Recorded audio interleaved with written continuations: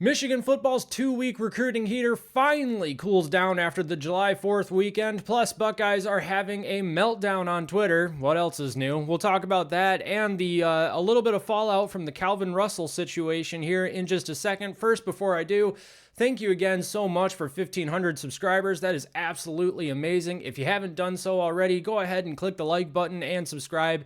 It really does help us out quite a bit. Also, if you hadn't noticed, we are going to start posting a morning show, although the consistency is in question.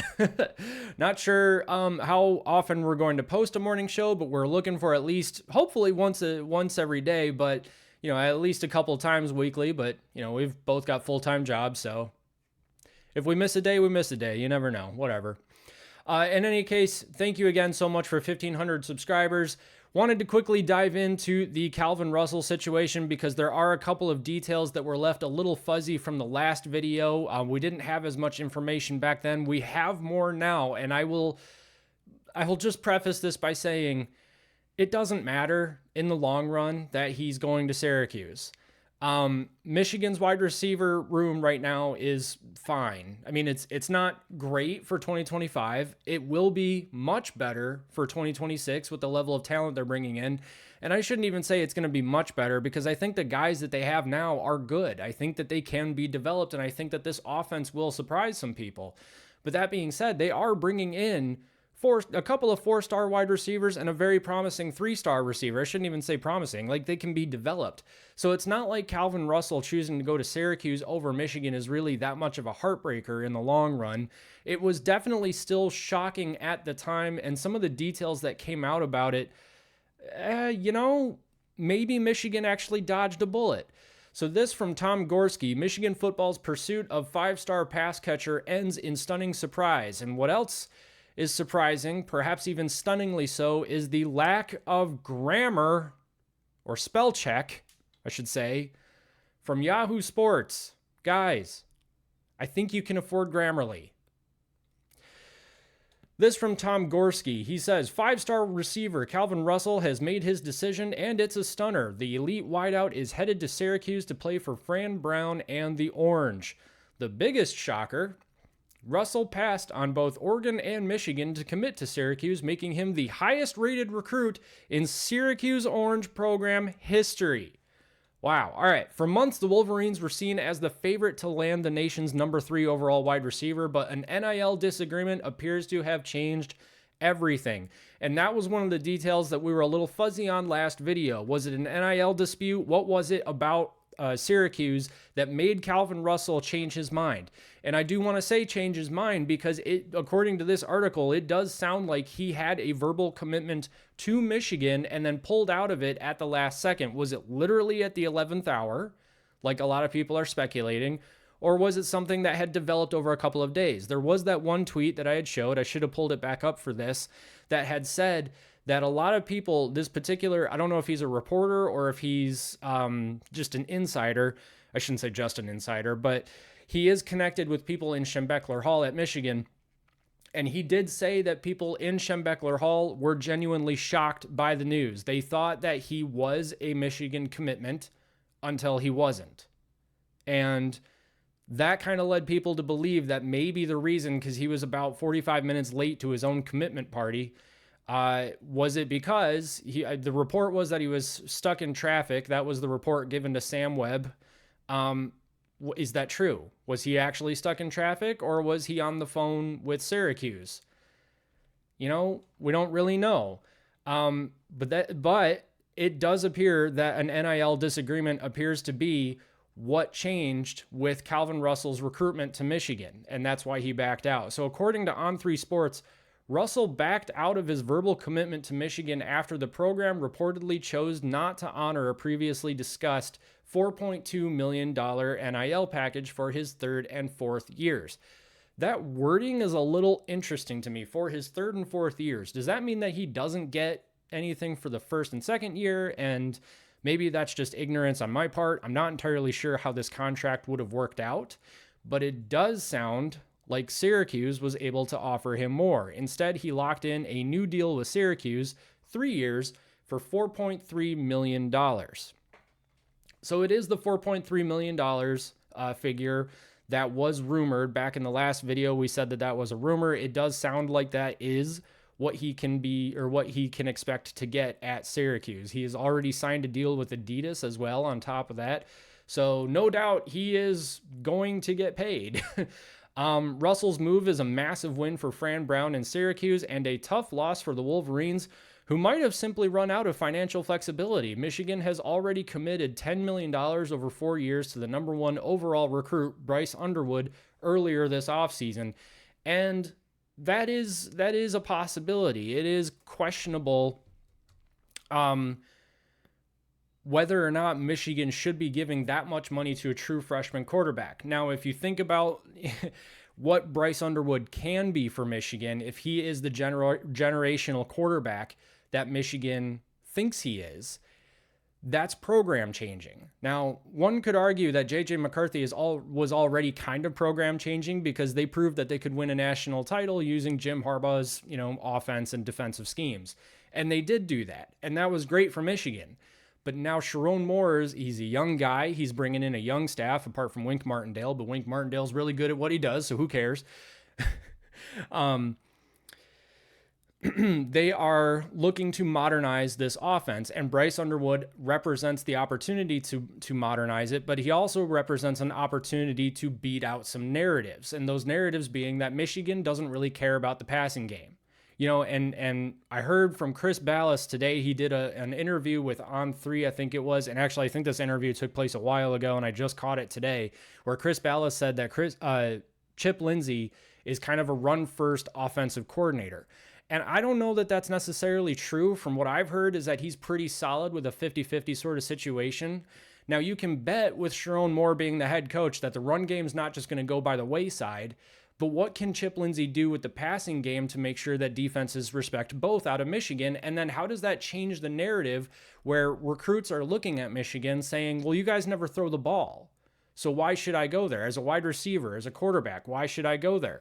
So the $10 million spent on Bryce Underwood is something that could just be, or could be an investment in the now for Michigan football for sure, just because his performance should be pretty good, we're expecting anyway, but it also might be an investment into future recruits, or at least in the way that future recruits perceive the Michigan football program.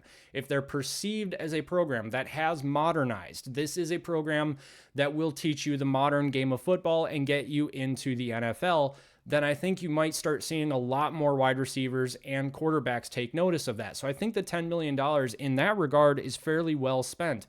And if that means that there wasn't enough money for the wide receiver, that might just have to be fine. That might just have to be fine. Now, he does make the point that, the investment raised some eyebrows, and it makes you wonder whether that big swing impacted their ability to close the deal with Russell. Regardless, losing Russell hurts.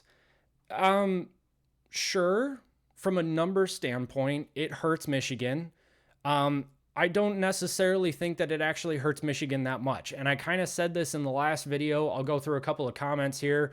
In the last video, I said that I don't think Michigan actually lost out that much. I'm just going to expand this so that the sidebar isn't as distracting there.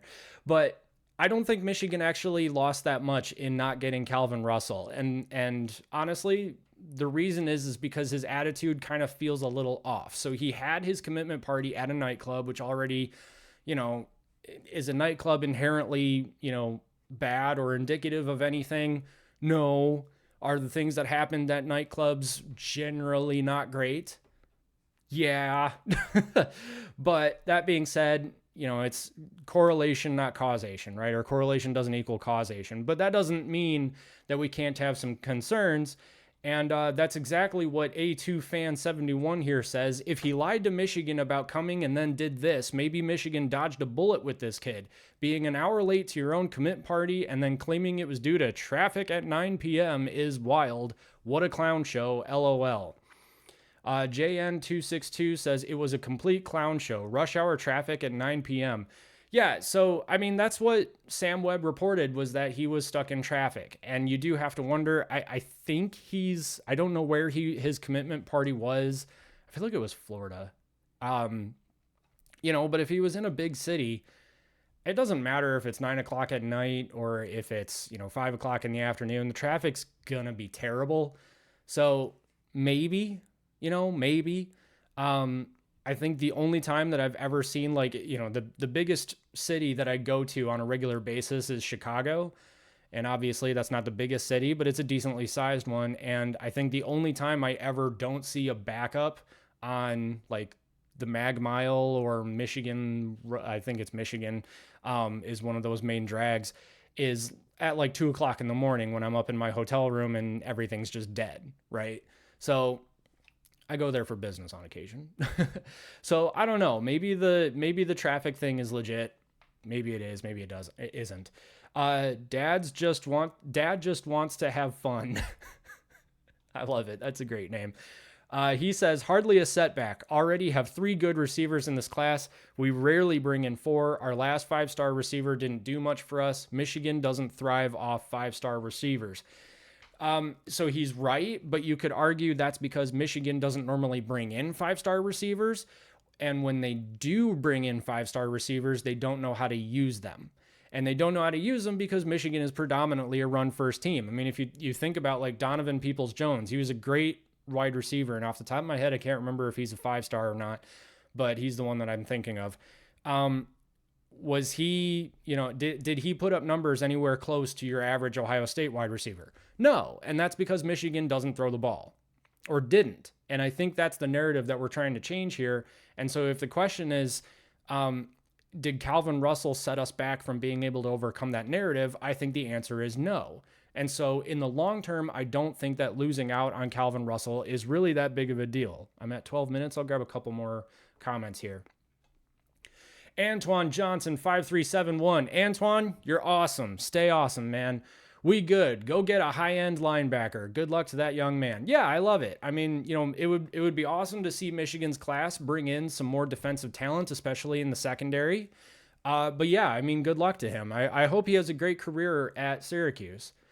D. Davis, 1786 says, Russell has made a short-sighted teenage move, putting instant cash over longer-term prospects in the NBA or NFL.